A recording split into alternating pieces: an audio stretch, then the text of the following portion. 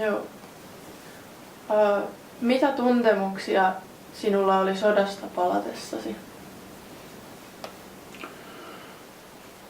No se sota oli sitten niin kuin jo vähän unohduksessa, oli se vankeuskurjuus siinä sitten viimeisenä ja se on vaikea sitten sanoa niitä kokonaistunteita tai erillisiä, kun se oli se hengissä pysyminen, joka oli pitkän aikaa niin kuin se avainkysymys, ja nälkä oli niin kova, että oikeastaan kun joka mies oli laihtunut semmoisen 30 kiloa, ja kun ei lihavia oltu alkuunkaan, niin me oltiin semmoisia luurankoja, ja niin hirvittävä oli se nälkä, joka sitten tiivisti kaikki ajatukset sen syömisen ympärille, ettei oikein muuta voinut järkevästi ajatella.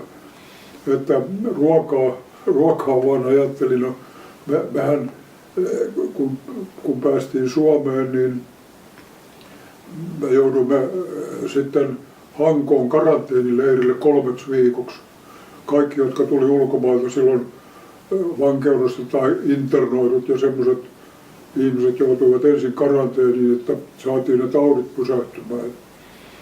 Niin Hankossa sitten, tässä oli monta semmoista erikoisvaihetta, kun me tulimme Vainikkalassa rajan yli, kun venäläinen juna toi meidät Vainikkalaan, oli illalla noin 7 aikaan marraskuussa, oli sitten aika pimeätä jo ja valaistukset oli silloin huonoja, kun kaikki oli rikottu sota-aikana, niin siellä asemallakin oli sitten aika hämärää, kun suomalainen juna sitten odotti meitä, tuli noin 1200 miestä siinä lähetyksessä.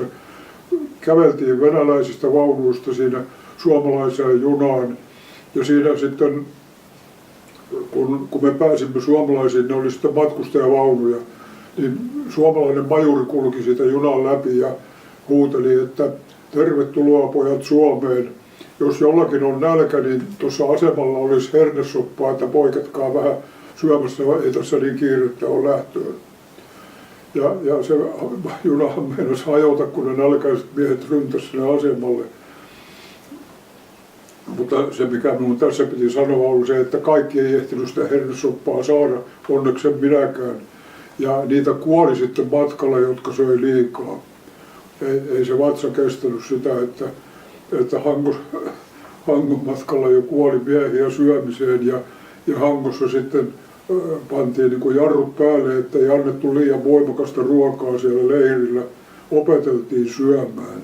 Ja sen takia ei kauheasti lihottu sitten vielä sen 3 viikon aikana, että sitten kun tulin kotiin minun vanhempani asuivat silloin Porissa sitten Ulvilassa ja kun minä pääsin sitten kotiin, niin vieläkin se syöminen oli sitten niin kuin se tärkein ajatus, mutta totta kai oli ollut erittäin kova kaipuu jo kotiin sitten pitkän aikaa, mutta nälkä ei unohtunut, että nämä asiat tässä oli sitten sekaisin ja olin silloinkin vielä sitten niin laiha, että äiti ei ollut varma, olenko minä oikea mies.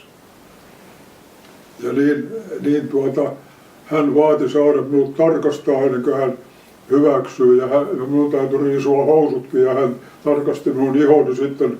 Hänellä oli jotain sitten omassa muistissaan tuntomerkkejä, että kun hän sai ne katsottua, niin sitten hän uskoi, että se on Risto. Ja sitten hän oli kuin sulaa lyijyä ja sitten me olimme hyvässä yhteistyössä minun syöttämisessäni, että minä sitten söin ja liikuin onneksi sitten niin, että minä metsästin siihen aikaan, että kuljin sitten metsästämässä oravia, silloin oli oravien ampuma-aika ja samalla se oli pientä tienestiä. Kuljin metsässä ja söin paljon ja kun olin ollut Suomessa 2 kuukautta, niin olin lihonnut 30 kiloa. Ja sitten vasta se nälkä loppui.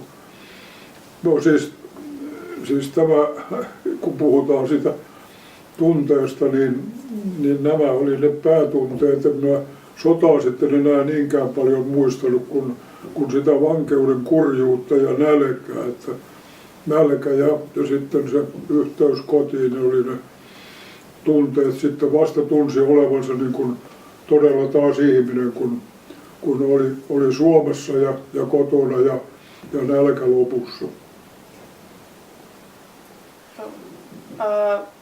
Oliko sinulla katkeruutta jotain kokemaasi kohtaan?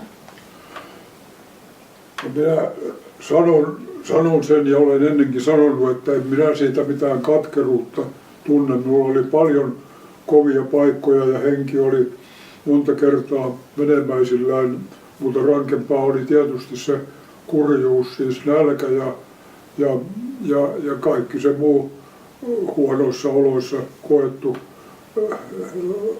tuska. Että kyllä siinä kärsimystä tuli, mutta minä kyllä sen olen koko ajan katsonut, että se oli niin kuin siihen kansalaisvelvollisuuteen kuuluva. Se on semmoista tuuripeliä, että joku kärsii enemmän ja joku vähemmän. Joku joutuu sotaan ja joku ei joudu. Se, kun joka mies suorittaa asevelvollisuuden, niin se on vaan aina joitakin ikäluokkia, kun se koskee sitten se sotakin, että velvollisuus on kaikilla ja jollekin tulee se kohtalo kovana ja kyllä mä olen sen katsonut, että se oli asiaan kuuluva enkä ole millään tavoin siitä katkera.